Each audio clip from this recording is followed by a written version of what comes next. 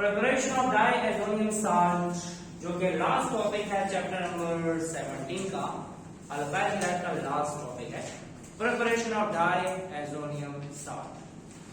ये पहले हम देखते हैं कि डाइएजोनियम किसे बोला जाता है। डाइएजोनियम में तीन नाम है अलग अलग। एक है डाई का मतलब है टू। एजो जहां पर भी आता है तो ये नाइट्रोजन का एंशियंट नेम है, पुराना नाम है नाइट्रोजन का एजो। जहां पर आपको कहा जाए कि एजो ग्रुप है तो मतलब नाइट्रोजन ग्रुप है, ठीक है। और आईयूएम जहां आ जाता है इसका मतलब पॉजिटिव चार्ज है।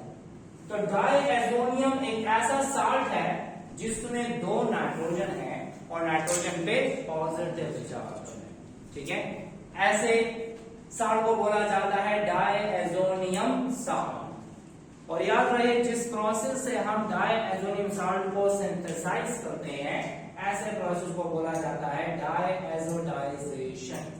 यह डाइएजोटाइजेशन, ठीक है। याद रहे कि डाइएजोनियम साल्ट तो बन जाता है लेकिन it is highly unstable salt.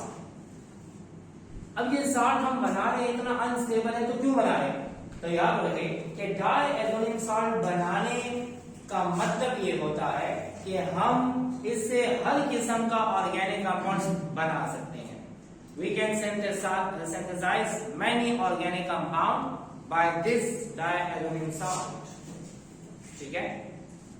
अक्सर एमसीक्यू में आता है कि ज्यादा इंपॉर्टेंट कौन से वाला डाइएजोनियम साल्ट है। So we have two types of diazonium salt.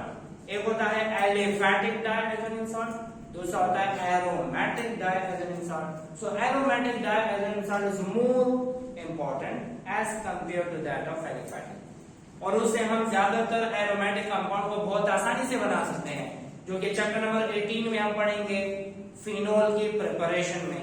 तो फिनोल की प्रिपरेशन में एक मेथड है hydrolysis of diazonium salt produces phenol.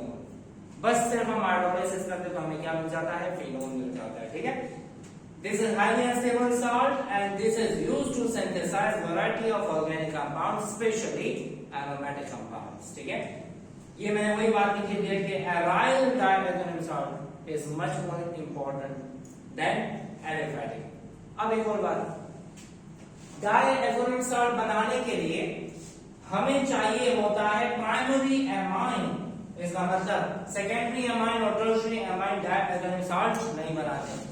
ये पॉइंट आपने याद रखना है कि diazonium salt can be synthesized by using which amine? Primary amine. तो प्राइमरी एमाइन से बनता है डाइएजोनियम साल्ट, सेकेंडरी और टर्शियरी से नहीं बनता। सुने, हमने प्राइमरी एमाइन को ट्रीट करना है नाइट्रस एसिड के साथ। Nitrous acid, what is nitrous acid? HNO2 जो है इसको नाइट्रस एसिड कहते हैं, HNO2 नाइट्रस एसिड। लेकिन मसला ये है कि नाइट्रस एसिड जो है ये अनस्टेबल एसिड है, ज्यादा नहीं पाया जाता। तो हम क्या करते हैं? हम इन सीटू प्रिपेयर करते हैं। इन सीटू प्रिपरेशन का मतलब ये उसी टाइम पे ही प्रिपेयर करेंगे, उसी टाइम पे ही ट्रीट करेंगे। तो याद रहे कि we are going to treat primary amine with nitrous acid, but this nitrous acid will be in situ prepared। मतलब उसी टाइम पे ही नाइट्रस एसिड बनाएंगे, लेकिन कैसे बनाएंगे? By treating sodium nitrate and HCl। हमने मिक्सचर में HNO2 नहीं डालना, हमने प्राइमरी एमाइन को ट्रीट करना है सोडियम नाइट्राइट के साथ और HCl के साथ। पहले इनसे बनेगा नाइट्रस एसिड और नाइट्रस एसिड पे डायरेक्टली रिएक्शन कर देगा। तो ये बातें आपको याद रखनी है कि डाइएजोनियम में दो नाइट्रोजन है विद पॉजिटिव चार्ज। इसके अलावा important to synthesize many organic compounds, specially aromatic compound, ठीक है। पढ़ लिया था ना। फिर इसके बाद किससे डाइएजोनियम साल्ट बनता है? प्राइमरी एमाइन से, सेकेंडरी टर्शियरी से नहीं बनता। किसके साथ ट्रीट करेंगे? नाइट्रस एसिड के साथ। लेकिन नाइट्रस एसिड को हम उसी टाइम पे बनाएंगे। कैसे बनाएंगे? By treating sodium nitrite with HCl। तो अब रिएक्शन की तरफ आ जाते हैं। रिएक्शन में है मिथाइल एमाइन या एमाइनो मीथेन या हम इसे समय कहते हैं methane amine. This is methane amine. NaNO2 sodium nitride, HCl किस लिए? ताकि उसी टाइम पे HNO2 बने। बन गया डाइइथाइल साल्ट, NaCl और वाटर। अब इसके कुछ मैकेनिज्म है, कुछ स्टेप्स हैं, मैं एक दो स्टेप बता देता हूं। थर्ड स्टेप मैंने पूरा नहीं लिखा हुआ, ये सिर्फ समझाने के लिए मैंने किया है। थर्ड स्टेप में फर्दर 5-6 स्टेप्स आते हैं, रीअरेंजमेंट होती है, तब जाके डाइइथाइल साल्ट बनता है। तो पहला हम देख लेते हैं, इसके साथ रिएक्शन करने से पहले NaNO2 HCl के साथ रिएक्ट करता है।